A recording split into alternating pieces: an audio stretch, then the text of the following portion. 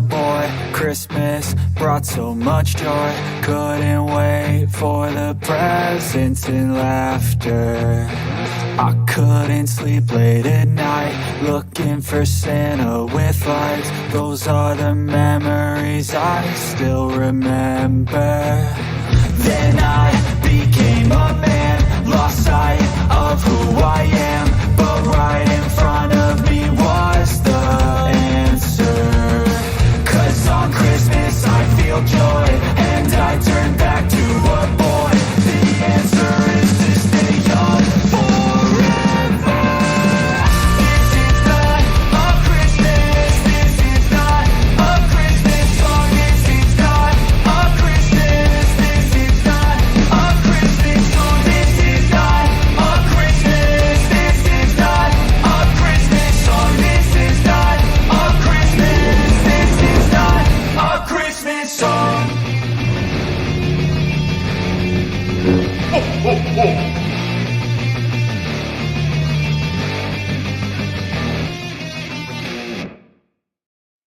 Hello, Star Wars fans. You know, there's just 45 days until Christmas 2023. Oh boy. And today we're celebrating Veterans Day here in the United States. Tomorrow's the actual holiday, but I have today off of work. I normally would have been in the Columbus, Ohio Veterans Day parade, but that was canceled this year due to funding. Hopefully we get the funding in line next year to have a proper Veterans Day parade to recognize our veterans, and I'll be able to participate in that parade again. And you guys know all the things. I haven't been live streaming daily, but I have been posting daily videos over on Patreon. So if you're looking for Star Wars content in this gap that we have, go check out Patreon. And there's 4 Patreon channels I want you guys to really pay attention to. One, my own, of course. The second would be Bespin Bulletin. Bespin, that guy does great work for the entire community. Everybody reports on his stories, and it would be very helpful to him if you guys would support him on Patreon and Ko-Fi. Ko-Fi takes less money than Patreon does. Patreon takes less money than YouTube does. So those are the best ways to support your content creators. The third Patreon I'll mention is Star Wars Meg. She has created some Patreon exclusive videos in just this past week that you guys can go check out over there. And then, of course, our good friend Jason Ward over at makingstarwars.net. And you guys know I've got 2 guests with me today. I've got the Jason of Wards and Meg. Hello, how you doing, Meg? I'm good. Thank you so much for having me back on the channel, and it's great to see you both. Oh, thank you. Thank you. Sure, I have sure about that, Meg. Is it that great? I am sure. Okay, I'm You're happy one to of a see you, kind. Meg. I'm happy to see you, too, Meg. This guy, I don't know about this guy. I know. A lot of Christmases, I know. didn't get really anything good, but I know that's not your fault. So Did you guys see the Harrison Jewler doll on Disney's website? No. Is it They like made an exclusive doll because mine's No. arriving tomorrow. Oh wait, wasn't that like a long time ago? Did you order that quite a bit ago? I remember us talking about that now. Yeah, my brain just kind of fired on that. Oh, that's cool. I just thought of all people who love dolls, you'd expect Jason to have gone one. Yeah. I like dolls. Especially that one. On a side note, today I woke up, I'm drinking my first cup of coffee, and I'm watching Meg's video, and then we're watching Sabine, and she's like, "Man, look at those leg muscles doing that work." And I was like, "You said it, Meg. You said it." That's Did why I leave that in? Oh yeah, it was in. I thought I cut that out. No, it was in, and I was like, I slow clapped you. I was like, "That's my representative in Star Wars right there." I'm so glad. That's who I'm voting for, Star Wars Prime Minister. And you guys, I pointed out to Jason, and the folks in the stream may have noticed I've got a new co-host here with me in studio, right here in my office. Is sitting right here by the fireplace. He decided he'd like to watch and participate in this. I like to watch. No, but we've got an elf right there. You see, and Is you that guys an keep elf? talking about. Or is that Yeah. an alien? No, it's an elf. No, He's right there. He's right there. You guys keep talking about how the elves are overworked here at the North Pole. Look, he's just sitting there chilling out. Life kill is it. good. No, what are you talking about, Jason? It's unnatural. It's against the order of man. I don't know what you're talking about. The fantasy realm may not encroach upon the realms of man. We must destroy it quick. No, we will not destroy him anytime. Just crush it with your hand crushers. Jason, No. did you know that in an alternate universe, you're a successful heavy metal singer and you're headlining Kerrang Festival this year? Am I? You are. That's exciting. It came to you in a dream. Headlining. You had a song called Santa's Elf. Santa's elf. And in this Santa's reality, elf. you're living it. It's creeping up on me, trying to steal my soul. Santa's elf. Santa's elf. And then you go and behind it. I don't sound so candy-ass when you do that, Big. Oh, I also need to. I forgot last week to do the Mike Porter dad joke, and that's terrible. I should always. Did you hear Rob's name for him? Rob, did you hear Mike did. Porter? Rob, I think we need to give it to him. I think he needs to adopt it. I don't know what he's doing. I think he needs. I sent it to Mike, and I said that Rob came up with a great one. He's the chosen pun.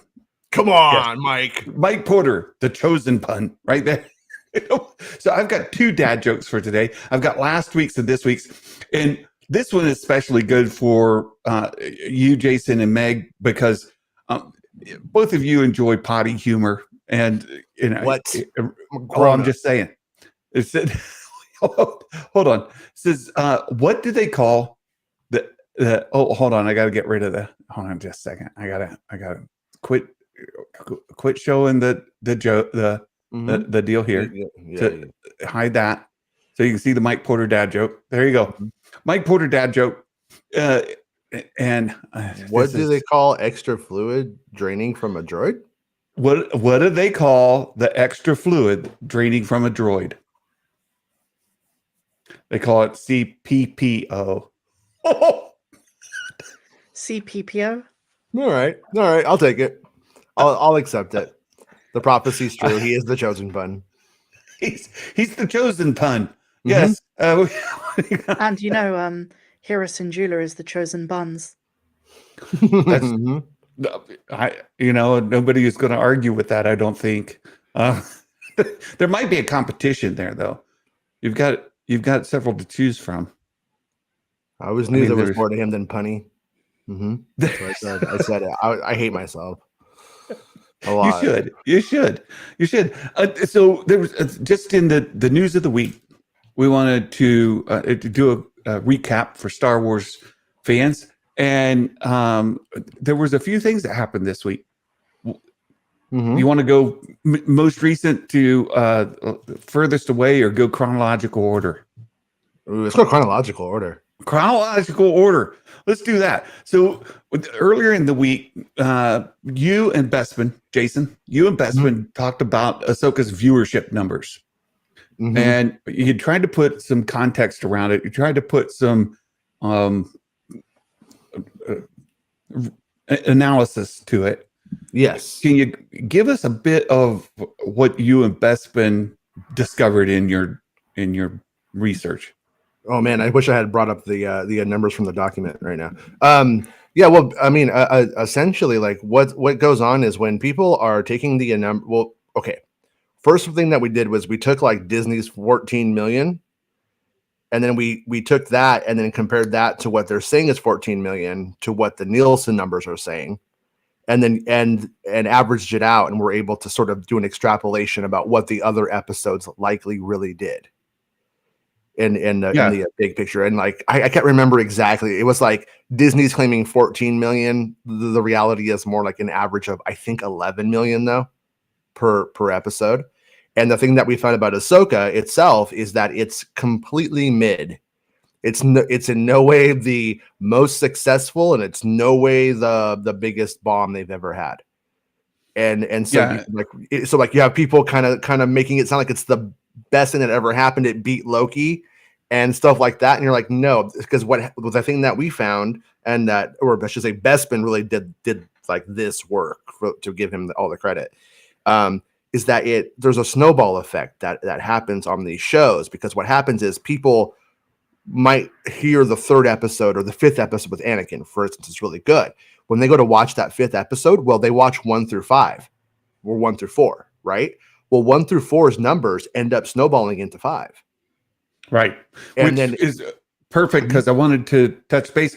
Week 1 was a double episode, right? And then we saw a drop off from week 1 to week 2, episode 3. Correct. And then another drop off slight to 4, if I remember right. Okay, so and then it peaked back up at 5, right? Yeah, I got the numbers open that Bespin did, and episode 1 was 14 million worldwide by Disney. Episode 2 doesn't actually have any numbers because it just kind of came out with episode 1, and then it goes 11 million, 9 million, 11, 11, 11, 12, 11. And then it ends up with an average of 11 million. Whereas like Andor averages at 8 million, Kenobi averaged at 16 million. So for everybody who will say that Kenobi was a failure, well, Kenobi cost the least, took the least amount of time, and got the most numbers. So you tell me if that's a failure to the corporation or not. I'll tell you, I don't think they consider it one. And then can you go through those again just a little bit slower? So are you doing it by week or by episode? By episode. This is the episode of around the week of release, after they reported the numbers, and that's taking Disney's 14 million to extrapolate on the Nielsen numbers so we are giving episode 1 the 14 million. Okay, so there we go. How's that? Absolutely perfect, Mike Porter, the chosen pun. Perfect. That's great. So episode 1. I just put it in I just put the numbers that Bespin in Discord, if that helps you. If that helps at all. I don't know. That helps a great deal. Okay. So you have episode 1 at 14 million. That probably includes episode 2, right? 1 and 2. Yeah, episode 2, when you get down to it, probably is around 11 to 12 million. Well, they just were because we can see. And we can see, well, yeah, but you also have to go in to give it that everyone who watched episode 1 didn't go, this is the best show I've ever seen, and continue. True. There's always a drop off. Every TV show premieres at a certain number, let's say 14 million. It has a drop off and then a rebound up. Almost all shows do that, and then if it continues to go down, like I think the Ms. Marvel one did, or just didn't really do anything, that's when a show really fails. Okay. I'm gonna put these in screenshots so I can easily put them on the stream. So here we go. Yeah, and once again, this came out of a conversations between me and Bespin and our text messages back and forth to each other about what things look like and what the reality of the situation was. And then he did a really nice document for the show that we did, and so he did a lot of the heavy lifting on getting this and doing things that are important, like on Reddit, when they would do it, they would cut off the credits. Well, Disney's not cutting off the credits. When you cut off the credits, you end up changing the numbers by like 2 million. It's very considerable. So there we go. If we look at these numbers, so episode 1, wait, how come you're not? Are you seeing? No, I'm seeing like Ahsoka fighting Balin. Stop. Let me do this again. Oh, Santa has new technology. Yeah, and I can't. I'm sucking at it. So let me try this again. Let me try again. So let's do that. Let's do actually the whole window there. There we go. Okay. That was the problem. Okay. So but yeah, so basically though, what we end up having is the show premiering at 14 million viewers. And then, like I said, everything kind of snowballs. It peaks with the Anakin one is sort of like the upturn around the Anakin one. And then, but it averages at 11 million. Perfect. So, 14, 11, 9. So you see that drop off from episode 1 to 3 to 4. The Anakin episode, it peaks back up at 11, which again, 14 probably is a boost because of 1 and 2, but in any event, you have 14, 11, 9, then 11 again, 11, 12, 11. So from Anakin on, it seemed to maintain its audience to some degree. And Well, I get the snowballing effect as part it of would it. seem it does. It didn't. Don't get me wrong, it didn't tank, but because of the snowball effect, it would seem like it does. But in reality, if it was a massive success, it would start at 14 million, and then it would be ending at like 18 million. But it's not doing that. So Right. it's also not. It's not a failure, but it's not. A huge success. It's not that big of a deal. Is kind of the point Right. here. You know what I mean? Right. Unfortunately. And like when you compare it with like Marvel numbers and stuff like that, and like how those shows typically go, like WandaVision, which opened up during a pandemic, a little bit of a different time, but 1 and 2 is 7 million on WandaVision. By the end of WandaVision, it's 15 million on average. Was the average in total. Falcon and the Winter Soldier starts at 10, ends at 13 million. Loki, season 1, like I said, 14, ends at 17. Hawkeye starts at 8 million, ends at 12. Averages out to 12 million. See how it really like goes up on the Marvel shows usually. She-Hulk, episode 1's at 11 million, ends up with an average of 13 million.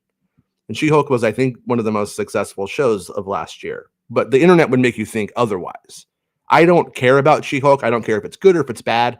I saw the discourse, and it doesn't reflect reality though. Just because people have a preference doesn't mean that it's true, that it's what they want. True. So again, it's not the end of the world. The sky isn't falling for Star Wars. Ahsoka did mid. She did mid. It didn't fail, and it didn't set Star Wars records. So, well, as you kind of pointed out, as we were during the season, I think you mentioned this isn't a name brand character. This isn't Obi-Wan Kenobi, Luke Skywalker, Darth Vader, that kind of thing. This is Ahsoka Tano, who for most, I would say the vast majority of Star Wars fans who are engaging with social media probably know who she is. But for the average audience in the world, had no clue, and you jump into it. And then Meg, you did a video, and I'm curious what kind of feedback you got when you talked about how in Mandalorian they introduced Ahsoka versus in Ahsoka how they introduced Ahsoka. Can you give us a little? What was your argument there, and what kind of feedback did you get? So my argument was that she worked well in Mando, not just because she was a character most people who saw the Clone Wars and Rebels knew, but also because she furthered Grogu's story. The purpose of Ahsoka in Season 2 was to send Grogu to Tython, so it kept the story advancing. Also how Morgan Elsbeth, Corvus, all these things were new to everyone, so they set it up in that way. Whereas Ahsoka puts her in the context of Rebels and didn't give you much reason in the first 2 episodes to care about who Ezra is or what this mission is about, even if you can understand it without Rebels. And my argument was that in the same way Boba Fett works well as a side character to a larger show, that's where Ahsoka shines as well, because I would say most of the Clone Wars and Rebels was not about Ahsoka. Yeah. Clone Wars is an anthology series, so you could definitely, like, depending on where your focus is on that show, like you could take an angle and say, yeah, it is, and then you can take another angle and it's not, because she's not in every episode. Like, so completely agree. The one thing though that we got out of the numbers is like Ahsoka, right? Episode 5 is an upturn. Who shows up? Anakin. Andor, no guest appearance. Nothing happens. There is no upturn. Obi-Wan, Vader shows up, goes up from an 11 million opening to an 18 million on Vader's appearance. Book of Boba Fett jumps from 10 million to 14 million with Din, and then up to 16 because Luke Skywalker showed up. And then we don't think that if they were doing this like with any kind of like design, like, oh, the show's boring now, break glass and put in like cameo. But the cameos do give them an upturn in the viewership at those moments. And so, and I think like when you look back at how the past shows have gone, that's just the reality of the situation now. Is that and they probably are learning from their past shows, because when they started this, they didn't have any Star Wars shows to go back and say, yeah, they might have had a feeling, but it wasn't objective. Now they could objectively say, oh, when you hit the second act, if you add in a cameo from a beloved character, it's going to make a really big difference. The weird thing about Ahsoka, though, is outside of Anakin, who does he does the job in the show, obviously, and he actually relates to it, but it doesn't. They don't like Ezra Bridger doesn't count. Those characters are like too new. They don't have 40 years of momentum behind them to be like, oh my god, did you guys finally see that they put Ezra Bridger in live action? Like, everybody who's saying that was part of like a very small audience of Star Wars Rebels initially. So well, that's curious. Ezra a weird MacGuffin, but I don't think it was wrong. I think it was still fine. You bring up some really good points, Jason. I'd love to ask you a question, but because it's not relevant to this, I should probably ask you at the end. Let me follow up on the little bit there too, Mick. What kind of feedback did you get on the video? A lot of agreement, or people have difference with you? I thought you made really good points. A bit of both. A bit of both. Yeah. Some people said they agree. Others said they agree, like they see my point, but they don't agree with it. And then I got a lot of people saying how we shouldn't look at Mando and Ahsoka the same way. And in a sense, they have to make a decision to either stick with fans of these niche shows or appeal to a wider audience. They have to pick a lane. I got a lot of comments saying that. Yeah. Excellent. I'm always curious because your audience is so much bigger. You got a much bigger perspective than I would ever. But that's very interesting because I have my own opinions about your video as well. I thought, well, they weren't trying to achieve the same thing. They're not the same. I guess I'd fall into that. You shouldn't compare them together, but you still made a really, really good point, and I wanted to bring it up. And so thank you for entertaining that. Jason, can I just ask you it quickly? Yeah. You mentioned about Boba Fett. I'm sorry to beat a dead horse, but do you think they should have put Mace Windu in Book of Boba Fett?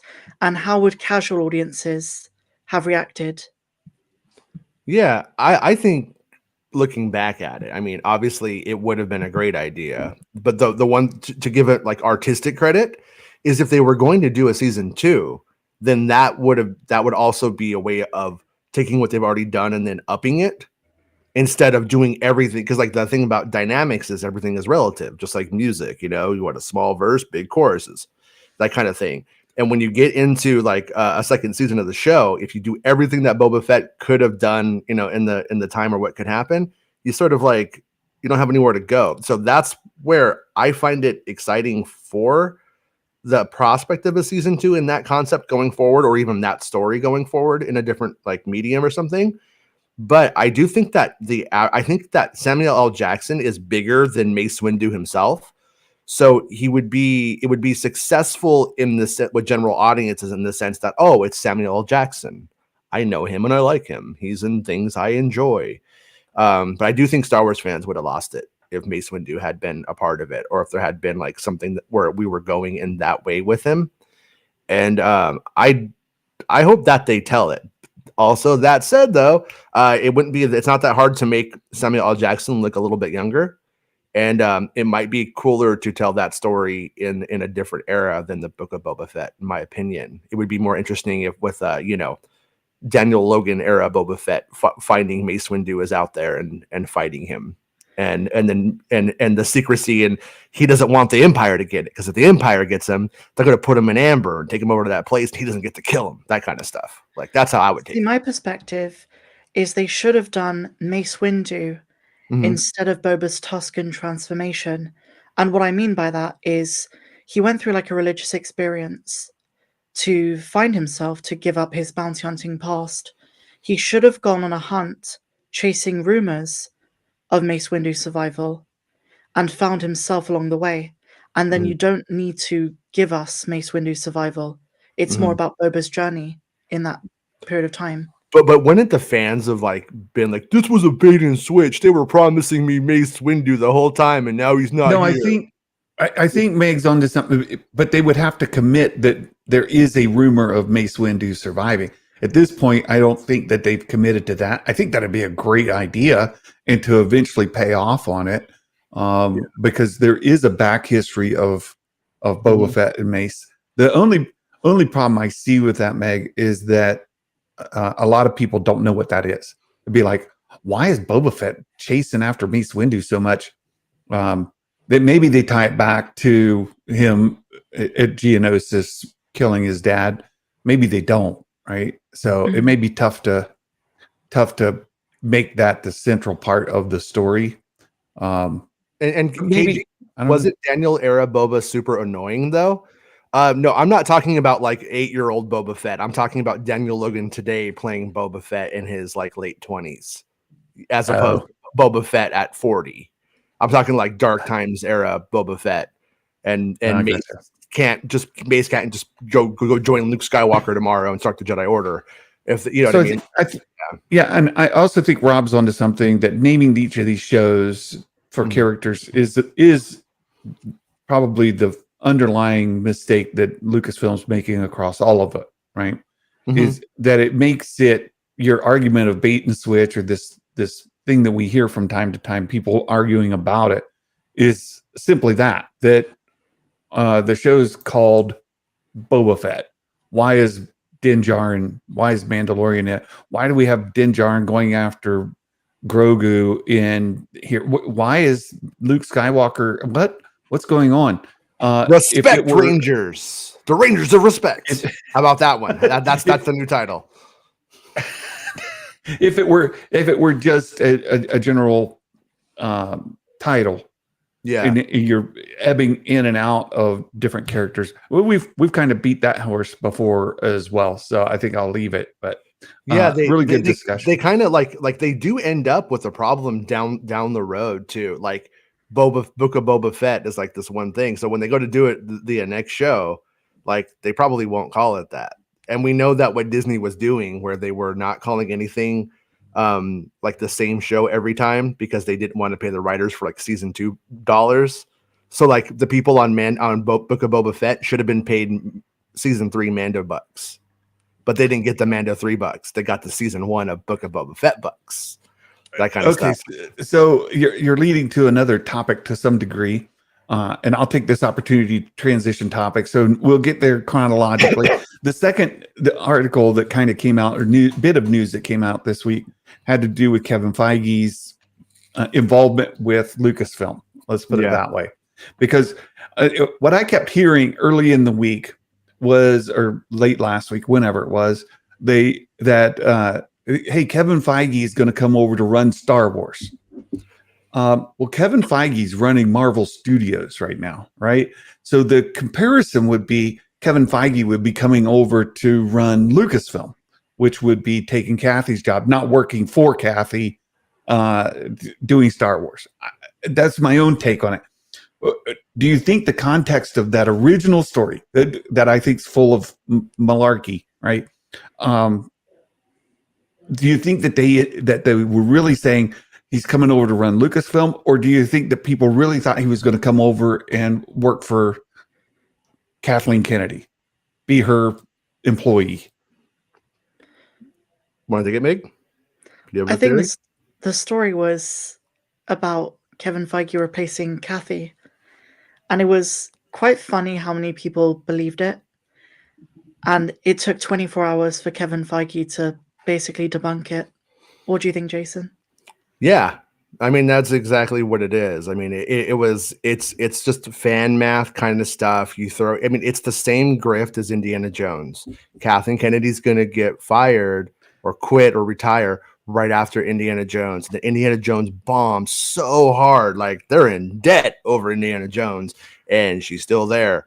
which says there was absolutely nothing true to it at all. It's all about getting Twitter dollars, because the genius who runs Twitter decided, oh, if I let people come up with sensational headlines, I'll pay them. Wow, what a genius. Take us to Mars with that brain. Literally just ruin the media, basically. And you know what I mean? For Star Wars, let alone everything else. But viewer Anon, yeah, this is a funny. hilarious tweet. It's absolutely hilarious tweet. I hadn't seen this before. They said, a friend at Disney told me if the Marvels disappoints, then Kevin Feige is fired, Jon Favreau and Dave Filoni will take over, but they won't announce it publicly. This is actually done perfectly, because this is exactly how all of these rumors come out. And then if it happens or it doesn't happen, they say, well, because they changed there's absolutely no truth to it. Fortunately, this one is so absurd that it makes people laugh. But the other ones are just as absurd, but people think it's true. That's the genius of the joke. It just goes and it structurally shows how ridiculous the idea is.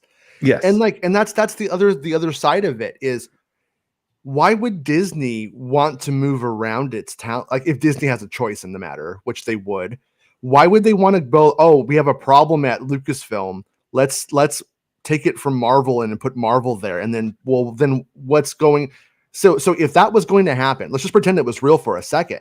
They would say, Feige, he's been doing Marvel for a long time and he wants to do something else for a couple of years. He's going over to Lucasfilm, and then Star Wars Santa is replacing him at Marvel. They would have like somebody else lined up. So if somebody is going to make up the lie and they want to even try to fool me for 1 second, you have to have the replacement at Marvel also, because you wouldn't have that other part of the scoop at that high level without the other part. You just wouldn't. You would have who the replacement at Marvel was too, because there's no way they'd just be like, okay, that's cool, we'll just work out the Marvel situation later. No, that's not how this would work. They'd be like, no, we're not ruining anything at Marvel.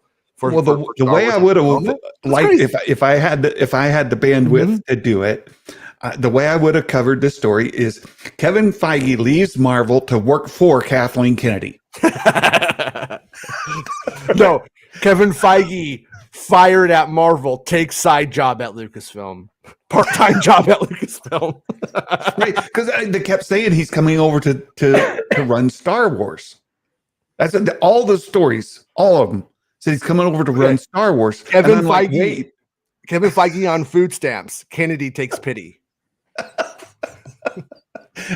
It's just, no, I would have wanted him working for Kathleen Kennedy, right? That would have been the triggering element, right? Because people would have lost their friggin' minds thinking that he was going to come over and work for Kathleen Kennedy. She was still going to be in charge, but he was just going to run Star Wars. Feige fired over forces female argument with Kathleen Kennedy. Kennedy wins. like why would oh, there you go, they switched jobs. Chillmonger's got it. They just it's like the NFL, right? Or pick your sports team. I know what happened, Santa. I know what happened. They were in an electrical storm and they were walking past each other and they both got struck by lightning and they switched bodies. And now Kennedy's running Marvel and Feige's running, and it's topsy-turvy. What's gonna happen? We need that movie. Sorry, I didn't mean to cut you off, by the way. I got really excited about that. No, but that's you got all excited. Well, we're being silly, but it's just as bad as what the actual stories are, right? They're that silly, but people take them for real. But then, fortunately, there was an interview done.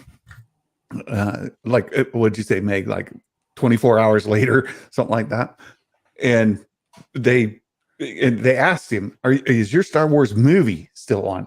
They didn't ask, are you going to take over Star Wars? Are you going to go work for Kathleen? We heard that you're going to quit Marvel and go work for Kathy Kennedy. Is this true? I wanted somebody to ask that so bad, but they didn't. But they asked him about his movie, and he said, no, my movie, he one word he answered, no, it's not happening. Right. Yeah. I have my theory is that he they wanted him to do a Star Wars movie. He was like, yeah, I'll kick around the ideas, and then he was always prioritizing his Marvel endeavors, and then he got Michael Waldron on, and they were starting to really like trying to actually like maybe get something going. And then Secret Wars comes out. That's like the number one priority at Disney overall. Secret Wars is going to make more than Star Wars. It's going to make more than any of the other Marvel movies as well. Most likely it should anyways, like in theory, especially at the time. And then they just I think they just never got anything going. I think they never got anything submitted. I don't think it and like the reason why I say that is because I asked, like, they were doing any concept art or anything like that? Did anything, you ever seen anything like that? And everybody I've ever asked has never said, no, I never saw or heard anything like that, or never came across it, or walked down a hallway and saw anything for it. So to me, it says it really kind of actually didn't get going. I don't like Kathleen Kennedy's lying when she gives her response. Like, that was just made up by the fans and the media. No, Alan Horn confirmed it. Kathleen Kennedy. Kathleen Kennedy makes me disgusted. Chillmonger, Marvel Meg is being awfully quiet. She is being very quiet. I don't know much about Marvel. Because I thought I did, because I really like the cartoon Spider-Man films. And then someone was like, that's actually Sony. So I doubly don't know anything about Marvel. So this was the Kevin Feige story. Bespin covered it, and he actually went into a lot of better detail in here. Again, big kudos to Bespin. He messaged me during the show, or us, and he said if he had knew what we were talking about, he'd have made plans to join us today. So make sure you guys are supporting Bespin, like Jason, Meg, and the rest of the Star Wars content creators around the planet are using Bespin's content, and he's making pennies, if even. He in some cases, he didn't get paid last month. No, I'm probably not going to get paid. Yeah, it's like, imagine like that guy like not getting paid 1 month, and then some other Star Wars site plagiarizing his stuff. It's like, wow, it's like that's the community that we have, and for all of the self-policing over trivial stuff, you would think that would be something people would care about, but they don't. Well, there's the plagiarizing, which is part of it, but then everybody who's making anything from revenue covering his stories, it's just a nice thing to do. Go throw him $1. All right, it doesn't take a lot to make the Bespin happy. Just send him $1. How about $5? Can I ask you guys That'd something? be great. As creators, Yeah, go ahead. as fellow creators, I find the sad reality of like what we do, that if you're like Bespin or Jason, and when we report on your stuff, like when you're trying to do something honest and creative towards Star Wars, it doesn't get the eyeballs that drama does. Yeah. And that to me is probably something that really sucks, something that is an unfortunate consequence of being part of the YouTube game. And, when we're always trying to expand our audiences, it's the sad reality that what we do is never, as yeah, a lot of that is YouTube itself. It's a platform that just prioritizes hatred and outrage and anger over honesty, truth, and information. You know what I mean? That is the way that it monitors interaction and stuff. Just is nature of the beast on YouTube itself. In the fandom itself, what I find to be the most, like, my big critique is, Meg could cover Bespin Bulletin's article. I could cover Bespin Bulletin's article, but the actual value in it, and Santa, is that everybody has a unique voice. So theoretically, if Bespin Bulletin was the scooper on it, he should get the lion's share of the traffic. You would think that would be the fair thing. But then at the same time, the way it should be spread around is, now that I've heard Bespin's story, I want to know what Meg has to say, what Santa has to say. Like, what are their takes on this, like, Grogu's a mech in the next Mando or something weird like that. And then that's how it did work for a time, and that's how it should work. But the reality of it is that if these people, most of the content creators and the plagiarizers specifically, are all about gatekeeping and making it and appear that the only way to get that piece of pizza, the piece of the pie, is if you only know that if they had it, you know what I mean? And then like that's when they start stealing scoops, and or like there'll be like this big scoop with 1,500 things in it, and then there's like, oh, and then they go to Anchorhead. That's my scoop. It's like no, that's already been said, buddy. But they don't care about that. Like that's kind of like, and that's how the fandom right now with a lot of the larger content creators. That's how the game is played. And then you'll also notice, like, especially like the YouTuber types, like the big YouTuber types, they will platform the biggest haters because they know that it makes them seem as if they are, in fact, Star Wars fans. Like by comparison, it's relative. That word again, it's relative. Then that allows them to do the outrage, bait, and then also appear to be the good guy all at the same time. It's kind of genius if it wasn't so lame. You know, but that's just how I'm not crazy. Like if it wasn't for you guys, I don't think I would do Star Wars. If it wasn't for you three and you two and Bestman, I'd probably just be like, nah, this whole fandom is trash. I don't want anything to do with it. But the thing is, Jason, I've seen so many channels start off, respectively, covering Star Wars, covering the things they love. Yeah. Then they do a video about something they don't like, and all of a sudden that video blows up, gets a few thousand views. They decide, well, I'm going to make my channel. And I've seen channels overtake bigger channels who've been around for years, overnight even in some cases, because it's all about, and they all do the same kind of narrative because they've worked it out. They've worked out that is monetizable, and more people would rather hear about how much something sucks and the drama of it than they do about the thing itself. And it's kind of sad to see. It does kind of deflate myself, and I know Santa's brought this up before. When you're trying to spread more positivity in a fandom, when you care about something, it's kind of difficult to swallow. Yeah. Let's compare it. Let's compare it to the sports ball thing again, right? Like globally, and I might be wrong on this now, but I know at one point globally, the number one sport in the world was football, like soccer, right? And even today, if you go look at some of the top salaries of sports ball people across all franchises, the top earners are soccer, football, like folks, right? But if you are in the United States talking to the sports fanatics here, and you say, the most popular topic that's going to get you the most views and the most subscribers, fans of your coverage, it's going to be what? American football. Yeah. Right? American football, which is not the football the rest of the world calls football, right? American football. You get far more subscribers. So YouTube as a platform is like talking sports in the United States. You have a particular group of folks who are just so disenfranchised or unhappy about the current state of the content that that's the viewers. There might be tons of other Star Wars fans. They're just not on that platform.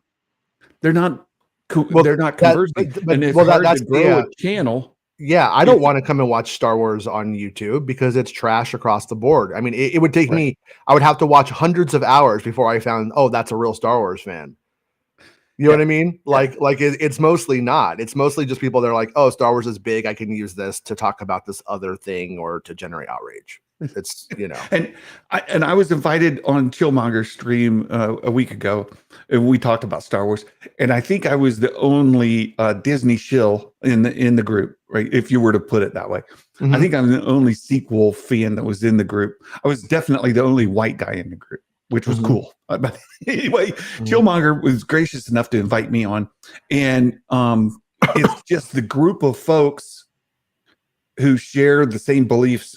That's primarily the YouTube audience. So if you're coming in say the United States, and you're trying to start a new sports channel, and you're going to focus on football like soccer, it's going to be much harder to grow your channel than if you would just switch over and cover NFL, like like all the other sports ones do. It's the same thing here in Star Wars coverage on YouTube. You've got a bunch of YouTube viewers in the space who are just unhappy with the current state of Disney Star Wars, and so they subscribe to these channels, and they all sound alike. They all have the same talking points. They all have the same sort of horse that they beat. It's the exact same one. They're all beating that same dead horse over and over again, but that's what the fans want to hear. That's what fans, people across the board, no matter what it is, need to start, number one, valuing sincerity. Like if you're covering something on like YouTube because and you don't really believe it, but people are saying it, well, that's not sincere. And then so that's the other side. It's just a completely insincere platform or a group of people, and there's just too many of it. And then so it's really hard to find sincerity. Because I like arguing. Like I love it. It's debating and arguing is my favorite thing. When somebody like doesn't like something in Star Wars, like that's why Rob is like my co-host on my show. We almost don't agree on anything, but it makes it fun to talk about. And it's completely not fun when it's just like, oh well, we got our prepackaged like kind of talking points, from head secret neo-Nazi over here, and then we're just gonna like echo chamber that out. Now it's boring. And kudos to Chillmonger, because he did invite Scotty Hawk and Star Wars Obsession to join. So we would have had three of us. Yeah. And he's trying to get diverse opinions, right? He wants to get those of us who are fans of the Disney Plus and again, the Disney era Star Wars, and people who do not like the Disney era Star Wars, so that we can have these discussions across the fandom and not just in one group. Right. So big kudos to Chillmonger. He's a great guy. You guys, if he's a Canadian, so Canadians, they have a reputation anyway, right? It's way too nice. Way too Canadians. Nice. Yeah. Oh, so he's actually a big old jerk, but he's Canadian, so it just seems okay. I know. Right. There you go. Right. Like, on the scale, like in Canadian money, he's a big, I do think that there is a problem, because all of the Star Wars channels that focus on Star Wars have really narrowed down. We're talking about a handful. I don't mean like brand new channels who are starting. I think that's great, and I hope they'll be successful, and we can bring back fun theories and speculation, and even Clips channels do some really cool stuff sometimes. Yeah. But a lot of channels I used to follow when I first started, during the sequel era, and Star Wars was huge again, and I was watching some videos, I've seen so many of those channels either entirely stop, they've lost motivation, or they moved on with their lives, or they've turned into the channels that we spoke about. And to me, that is very sad, and because it's happened rather quickly. Yeah. And when they descend into that, they set the precedent for, I think, the rest of the channels, like bigger ones. I'm not going to name any names, but there's a difference between criticizing Star Wars, I think, and, as Jason said, platforming. But anyway, you guys know my thoughts. No, and Meg, you've been great about it too, because you've been very honest, and this always cracks me up too. There's a trend. Look, I'm not throwing stones. It's just I've noticed the trend. It says my honest review of fill in the blank. Right. Like there are other people doing dishonest reviews of, right? Like, no, my other review, that was a watered down version. This one's my honest review. Everybody does it because people just like I don't know, it catches people's eyes. But you're right, Meg. And Meg has given us great, like, this is my opinion, and you're very straightforward about it. Like, I really dislike this. What's also absolutely another beautiful part of your character, meaning your soul, is that you may come back 3 weeks later and say, I watched that again, and actually I saw some value in it that I didn't see before. or maybe the other way around, right? If it Like I was wasn't for on a Santa, I wouldn't have the view I have on the sequels now, because wow, we've spoken over time in small little pockets of time yeah, about different themes. I remember you did like those Thursday streams where you did deep dives into The Last Jedi and The Rise of Skywalker, and yeah, you've changed my view on them. I see that perspective, even if it's not my own view on those films. And and and I want Star Wars to succeed. I think everyone here does. And I mhm, think that's what's sad. It's like, yes, Disney's put out content that a lot of people don't like, but why not celebrate what we do and hope for better content? I yeah, personally wouldn't go down a route that would sell out my own values of that, if that makes sense. it Like does even make though sense. even though I do have a lot of opinions that are negative about what Disney's done with Star Wars, I prefer talking about the stuff I love, which is why you see on my channel I make tons of Grogu videos. Like I make videos on my comfort characters because Mhm. Star Wars just means so much to me and to all of us in different ways, and I wouldn't want to go down a path where it's not, where I think to myself it's not coming back and it's just gonna die. So you said something just now, and I realized how much you're holding back for the rest of the fandom. Your channel isn't just called uh, uh, Yaddle Meg, because it No, could be. it could be, or Mace Windu. Well, no, I no, tease. but that is the thing is like when it comes, if you're, I think you're a Star Wars content creator or you follow one, it's fair to ask, like, where's the enthusiasm? Because if there's no Yeah, enthusiasm, then they're just killing your soul. That's all they're doing to you. They're just bringing you down. They're bringing yeah, themselves down. They're very unhappy. And the thing about it is like, oh, is Star Wars dead? Like you see that kind of thing, and it's like, I laugh about that kind of stuff because it's just like, yeah, it's never going away. Sorry, it's yeah. just not. It'll always be capitalized upon by Disney. It's not going to die. It's not going to go away. And we've had a few years of television shows, and then people are acting like, I don't know the difference between TV and films. It confuses my brain, but that's where they're at. And it's just like, yeah, Star Wars isn't number one at the box office, but it's also not even at the box office. You know what I mean? True. It's nowhere to be That's found. true. That's true. But And that's not to minimize at all the importance of having a box office hit when they do return to the box office. Right? They mhm. need to come out with something compelling, something that's absolutely fantastic that gets the fans excited to go see. That needs to happen. by Uh, the by the way, I don't know if Migs, did you guys see the hot mic last night? no. No. So on the hot mic, he's like, oh, like basically like somebody is in Star Wars. And like if you guys guess it, I'll tell you who it is. And nobody ever guesses it. And every single hint that the guy gave, it drove Bespin crazy. Every hint that they gave was Adam Driver is in that Ray film now. Every single hint. And every single thing lines up down to the recent failures he's had at the box office and so on. And so obviously he didn't say it. It's not a scoop he said, but I kind of expect that that the In Snyder might be dropping that Adam Driver's in that Ray film pretty soon. Ooh, that would be a big hot It's mic, worth right? it's worth checking that out. And I think Bespin said that he was going to drop it on when he opens his new website. That he it might be the story that launches his new website. Whoa, you just had a force ghost walk right behind you, freaked me right out. That was the ghost of Penny Christmas. I saw that. Penny Christmas. Is that a Mhm. character from the It universe? Right? She went as Pennywise for Halloween this year. Just all of a sudden, Logically, right behind just the name. 3PO, she appeared in front of the window and then she disappeared again. It was fantastic. I think you freaked Santa out.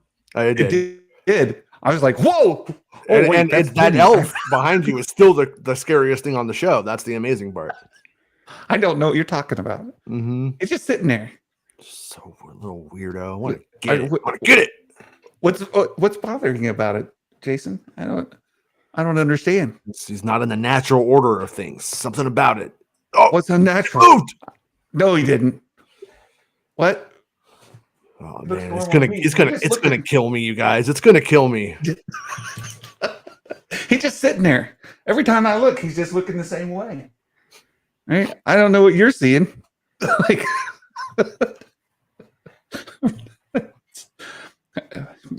Meg, do you see is the elf moving on your screen, or is it just Jason? It's moving. I think both of you are crazy. He's not moving. He's just sitting there. It's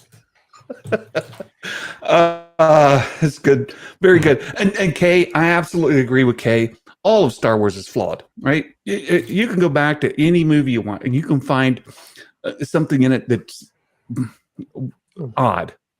And that's great. You know, that's fine.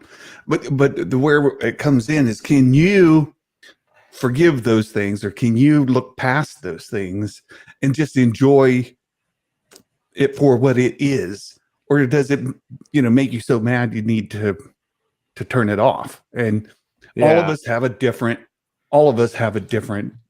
kind of threshold for that. And I okay. think it's lazy to critique what's not there as opposed to what is there when we critique Star Wars. Yeah. Because that's there's a million different reasons, production reasons, all other things the characters might be in, but you always see this thing where it's like, okay, well, now that how do I keep milking this content? How do I keep doing it? And then it just becomes, what isn't there? Why wasn't this there? Why wasn't that? But critiquing what is there, I think, is like the important thing. Otherwise, it's kind of fruitless, because you could always just do that. Yeah. Like imagine just going like, oh, Book of Boba Fett. Why wasn't Mace Windu there? The whole show's broken. Well, no, it's not. Things worked and things didn't. Yeah. I'm not picking on you other day. I just use that was the example because it was on my brain. Nerd Mafia said he had an absolutely marvelous day yesterday. Any plans this weekend to go see? That's Mike Porter. Don't believe that's Mike Porter. He has Nerd Mafia's account. No, I told Kathy, if we get a chance tomorrow, I'd like to go see it. It's not a must see in the theater for me. Yeah, but the Christmas season starts for me on Sunday. I have my first Santa Claus portraits pictures being taken Sunday, and after that, I can't go out until January because you can't have Santa Claus just showing up everywhere. So that's a thing that if I could do it tomorrow, it'd be nice just to kind of change seasons for me, being able to go see a movie before it's over, right? So there's another story worth bringing up, and it's this SAG-AFTRA strike. Now there's a good bit of information still to come on this, and I saw that I think it was on Meg's Discord today, which, by the way, you guys, if you guys aren't involved in Discord, you're missing some great conversation in this community. In this community, I mean, Meg, Jason, myself, Bespin, Skywalker's Academy, Mike Porter, like all the people you see, Kay, everybody you see here in the chat and whatnot. The Discord, we're very active there, and there's great conversations. But Discord, Discord, all the cords. Well, and we're trying to do stuff on Patreon because Patreon rewards content creators more. But where was it? I saw Astromech Jeremy posted something about the SAG-AFTRA strike. Some of the details. Oh no, Jumpin' Jamie on my Discord. Jumpin' Jamie, sorry about that. He said, we don't know what's in the contract yet. If the national board approves it, they'll share it with the members, who will then vote on whether to accept it or not. He says, tentative is the word that's being overlooked or ignored in some of the reporting. And he posted that today. So this is the SAG-AFTRA strike has ended. Well, I think it's only in premature to a small degree, because when the board says, yeah, we'll take it, and they pass it to the members, they're going to say, we recommend you take it. And then the majority of the members are likely to take it's gonna be accepted. Yeah. So Jumpin' Jamie posted that on my Discord earlier this morning. Aggressively relaxed and said, "What's the Discord? It's in the description of the show here. The link to my Discord is in here, and you can find Star Wars Meg's Discord and Jason's Discord there as well. So Discord, the app. So you guys can find us there. So the SAG-AFTRA strike, we are expecting it to end. I chatted with another SAG-AFTRA member, DMs, and just said, "Hey, do you know if this is going to be a good thing for you, a bad thing for you? What's your take on it?" And haven't heard back. So it aligns with what Jamie said. Like, I don't know. I haven't got to read it yet. They haven't passed it down to the members. The people that I've talked to are like kind of like the AI stuff. It's sort of a big problem for what they might do to the smaller actors, but right now it doesn't look like it really affects me. That's what's kind of like their like take, but it obviously would.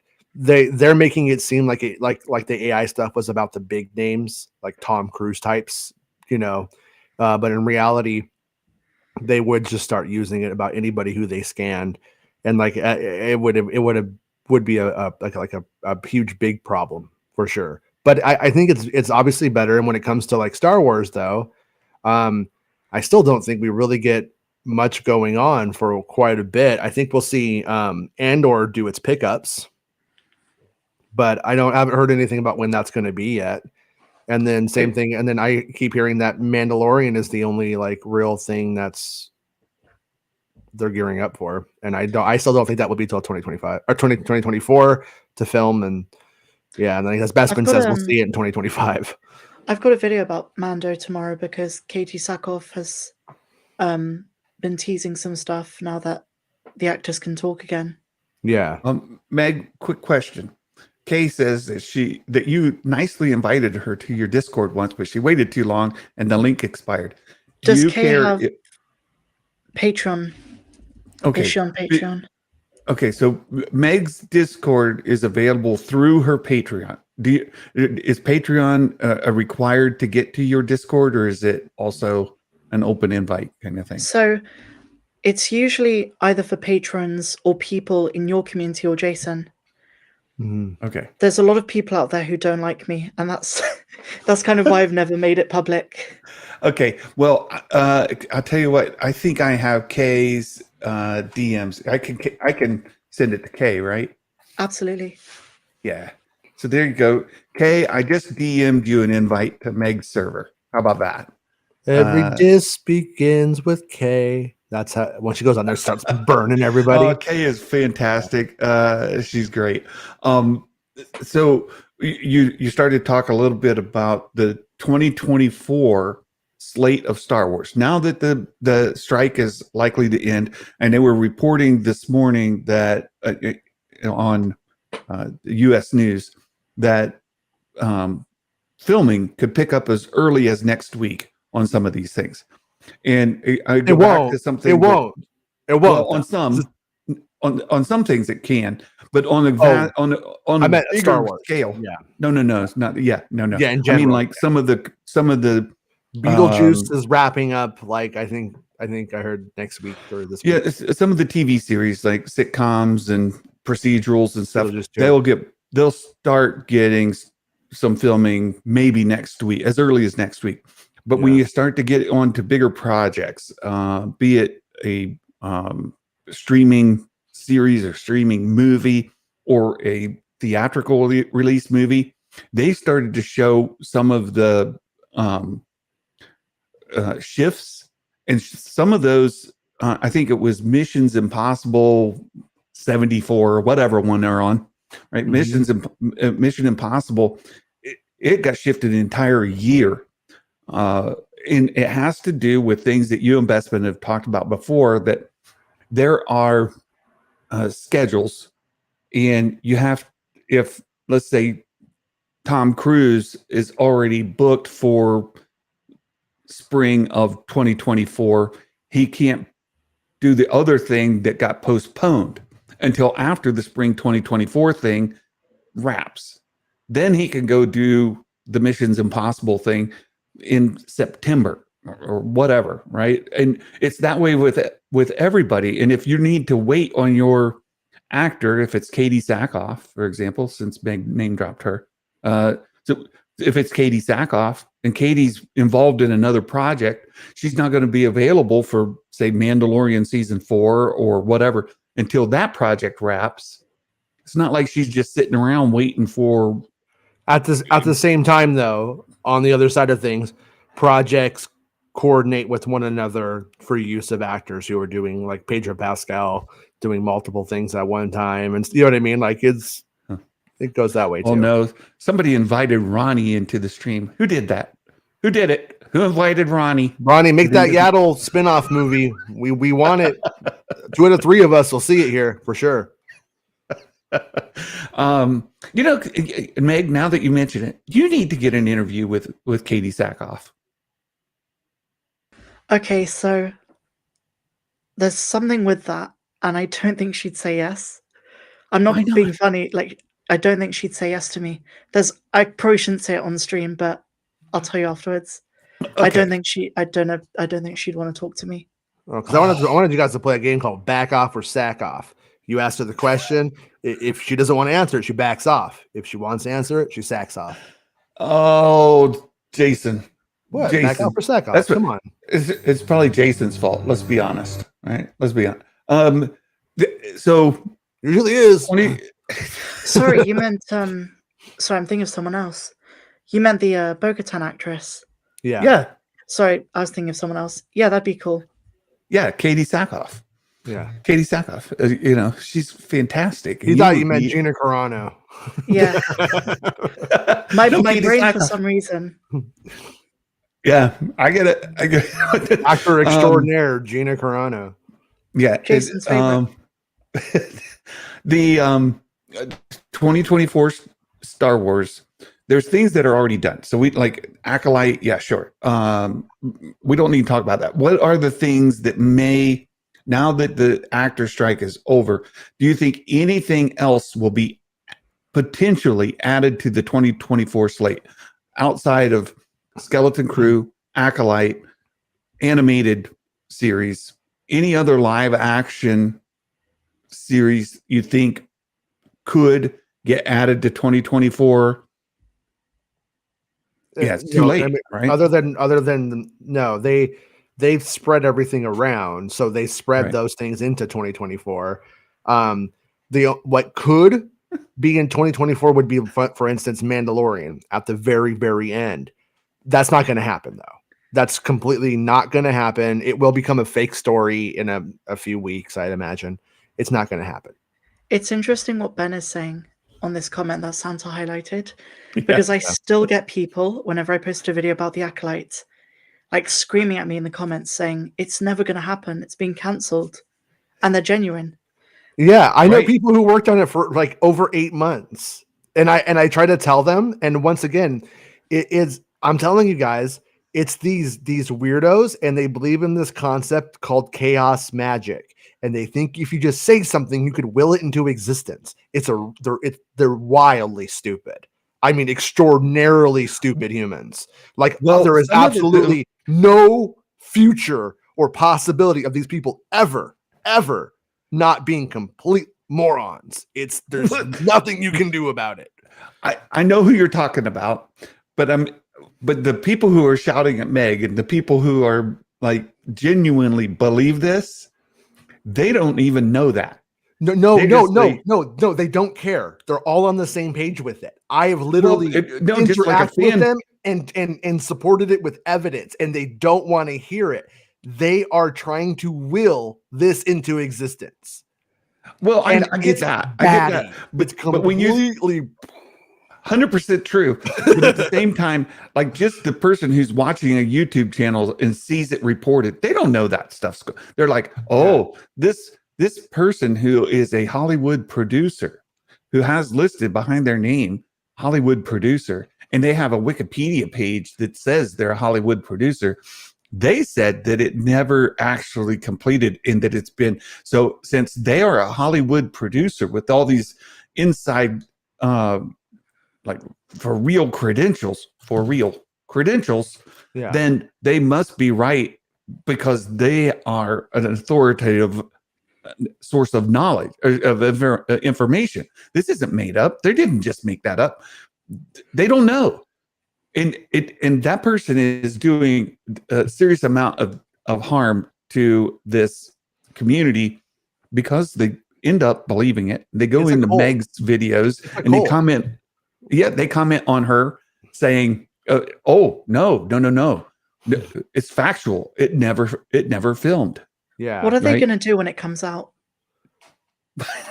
Well, what they'll do is they'll put it on the back of like Kathleen Kennedy did this really crazy thing, and then she really had like they did this before, like really had like Bob Chapek by the nuts, you know what I mean? And she destroyed him. That's why he left. And then they made the Acolyte, and then Bob Iger came back and he was like, "What did you do? Why didn't you make this?"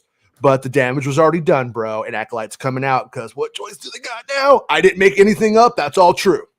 That's literally like how it goes every single time. But once again, it's not really about that. What they're doing is they basically can't bully people anymore because of cell phones. You can't go around push the nerds at the comic book store. You can't sock them in the face at 7-Eleven and just walk out like, "I caught you, nerd." So this is this like tacit way of going around and harassing a fandom and the things and it's just trolling, bro. It's only a prank, bro. That kind of logic, you know. Yeah, and that's what it really is. It's just like the most candy ass version of bullying you can imagine. That's just really what it is. Yeah. I like KG saying, are they the flat earthers of the fandom? Funny story is like when I go on TikTok and I'm just like scrolling through, and here's a word of advice: if you see a flat earther like video come in, don't click on it just for entertainment, like to see what on earth do these people believe, because then you become, in TikTok's eyes, you are now a flat earther. We will give you all the flat earther videos, all of them. And ask me how I know. If you spent 5 minutes on my TikTok with the algorithm of the things I clicked on, you'd have post-traumatic stress disorder. It's insane. I go to open my TikTok sometimes, and I'm like, I can't do it. I can't deal with it. I just don't. I'm like, I can't. I don't have it in me right now. I can't. It's too much. I get so many flat earther videos, but some of them are absolutely fantastically entertaining. Like some of the continents that they believe exist outside the Antarctic ring are just gold. They're gold. My favorite is the guy if you're interested in anything conspiratorial, you get recommended the craziest stuff. Well, you know what actually what drives me crazy about YouTube is I find UFOs fascinating. I don't think that they're all space creatures from another planet. I think most of it is probably just drones and weird surveillance equipment and stuff like that. But YouTube suppresses it. So you can't even like something will happen. It'll be all over the internet. You try to find it on YouTube and you can't. So it goes the other way. It's just like it's either completely tries to turn you into a flat earther, or it won't let you see what's going on. It's weird. I see. Well, one of my favorite is that says there is a sun for every being on the planet. And so a new person gets born, a new sun exists. If you're standing, it's hitting close to home right now. It's making sense. if you're standing next to another human, each of you are seeing your own individual sun. You're not seeing the same sun. It's different. It's like, wow. It's just now I want to bully that person, like the guy I was talking about before. I want to take him to 7-Eleven, throw him in the trash can. Nerd. I love it so much. And that's my problem. That's why I get so many of them, because I just watch them and I laugh. I'm like, that was hilarious. Let me watch another. So TikTok says, sure, Brian, I'll give you another.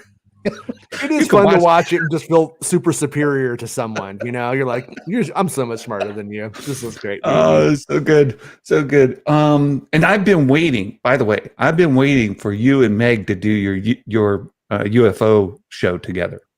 I would love to do that. Right. Meg once before said Jason, tell me when and I'll be there. And Jason, you still haven't done your UFO show. I need it in my life. Okay. All right. So- Jason, are you free after this? No, today I'm not because I got the kids home today. Okay.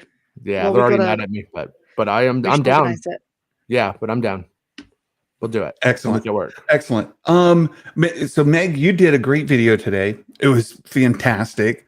Thank you. About the new look at behind the scenes Ahsoka.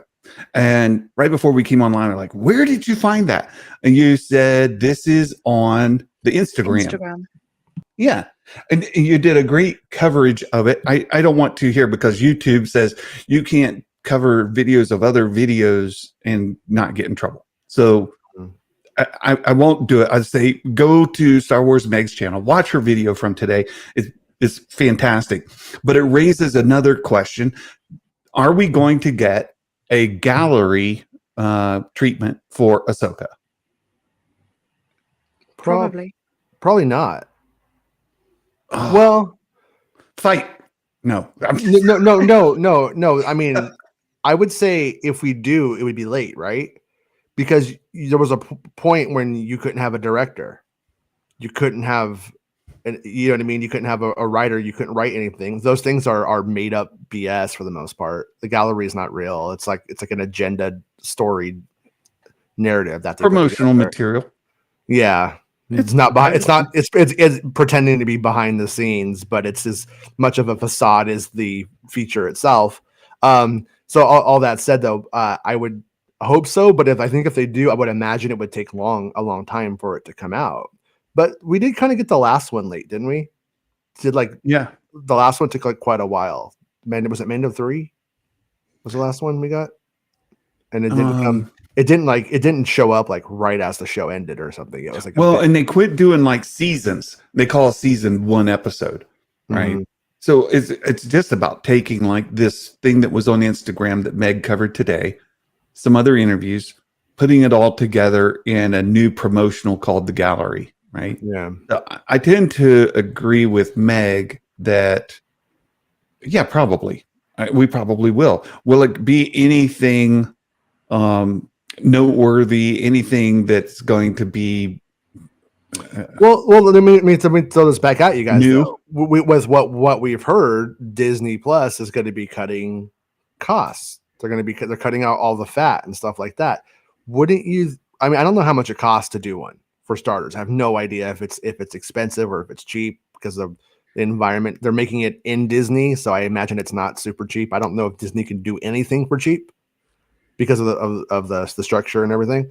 But I mean, you would think that the galleries would be one of the first things we would lose. I hope not, but I could kind of see it being the case. I mean, if you're cutting expenses on everything, why would you make the gallery? That probably nobody watches those. I just think it's probably cheap.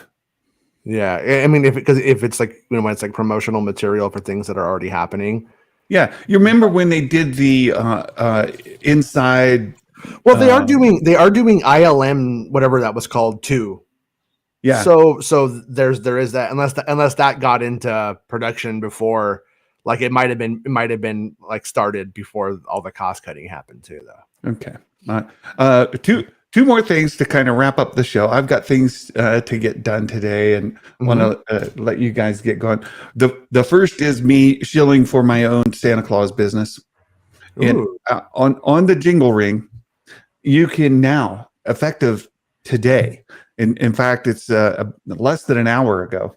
This went live, and you can choose your clause. So you go to jinglering.com. Pick Lord of the Jingle Rings. And look, this is anywhere in the world. I can visit with you if you're in Canada or in England. It's a thing I can do, but only English. I don't do the French Santa, but none of that. But look here. If you choose your clause, Si habla español. Look here. I want to show you guys. Oh, this says check soon. No. It's already there. This page. Oh wait, it was right there. Just a second. View Santas. Right. You view Santas right here. Oh, come on. It was there 2 seconds ago. One second. Hold on. I'll just back to get there. I can't wait to write There it this is. in my biography, Lord of the Jingle Ring. There it is. So jinglering.com/view-santas. And you can see there's different Santas posted here. I see the good one. I see the good one on the bottom there. Colorado Santa for $60. Diverse Santa Ken, $35. Doc Santa for $40.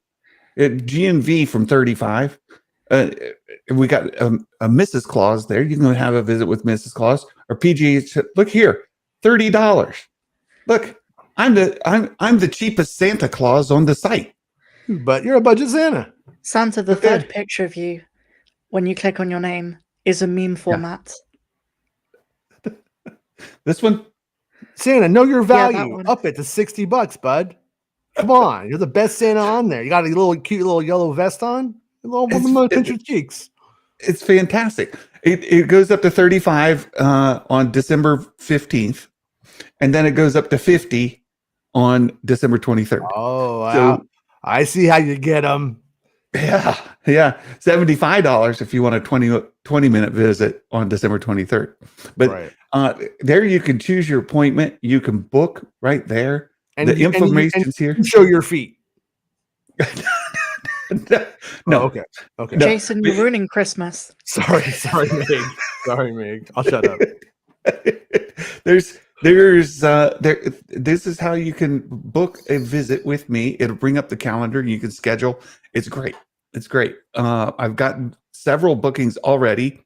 It's really picking up, and you guys can get scheduled. If you have friends with kids and they'd like to have a personal visit with Santa Claus, you can find it right here on the Jingle Ring. Look here, jinglering.com/product. I'm a product now. /Santa-Brian right there.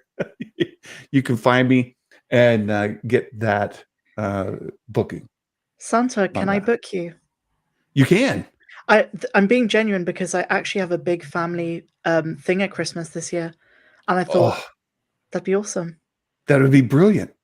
That would be absolutely brilliant. You could absolutely do that, Meg. In fact, for you, if you just send me a DM, I'll do it for free for your family. That's so kind, but I'd rather support you. Well, thank you. You're a beautiful person. Absolutely gorgeous. Thank you so much. We have another Mike Porter dad joke. Today's a bonus Mike Porter dad joke. Wait, what? Who? Say it again. Who is it? Mike Porter, the chosen pun. Oh, okay. Now chosen pun. The chosen pun dad joke. Mike, the chosen pun Porter. Yeah. What's it called when they use consecutive medical treatments for healing? Back to. I knew it. Back to. I knew it was going to be back to tanks. I had your number, Mike Porter. Very good, Mike. Thank you so much to the for future. That was also would have accepted Bach to the future as a joke. Yeah. Or just Bacta, right? Mm-hmm. But Bacta to Bacta is even better. Well done, Mike what Porter. Music do you listen to at Christmas? Bach or Debussy? Yeah. You guys are fantastic. I love both of you so much. I appreciate you spending time with me today on this Veterans Day Eve here in the United States. You guys, Meg, thank you for your service. I've Stolen valor. No, Meg's service was the stories she tells us and doesn't mean to, and then we can use forever. Like that time how I she service peed people. in the field where the Star Wars set went. Yeah, I remember that one. Yeah, we'll never forget that one. We'll never forget that Meg. Yeah. Mm-hmm. I got the dirt. It's great when, like, British colloquialisms that have a little bit different meaning, right? She says, "I took a piss in this field." You're like, "Ha!" One time, like, I'm never gonna. Santa, we almost went through all of 2023 without anyone remembering that. Mm-hmm. Yeah, we don't forget. We make sure every year to bring it up at least once. We were 1 month away from 2024, and Santa says it. Mm-hmm. Mm-hmm. I'll never forget. Well, I'll never forget covering the Bad Batch with you either. The first time you really embarrassed me, turned me blood red. was fantastic. Never I forget that remember. either. Good times. You guys, I hope you have a wonderful weekend. I'm going to go out and mow the lawn, get the bush hog, and hit the field. Get That's some a of that euphemism for knocked something, and we don't want to know what any of it means. That's Yeah, but it's keep it okay, to Jason, yourself. because after he does all that, he's going to do the gardening. Yeah, yeah. Then he's gonna get to the chores.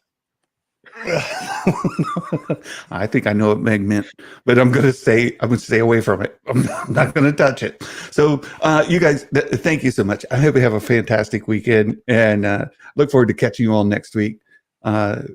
If you want to hang out after, I'll hang out here for a minute. Otherwise, we'll see you guys later. All right. Thank you, guys. Thank you. And you guys, thank you all for being here. And I look forward to talking to you again next week. We absolutely love hanging out with you guys and doing this with you all. And until next time, my friends, ho, ho, ho, Merry Christmas, and may the force be with you always.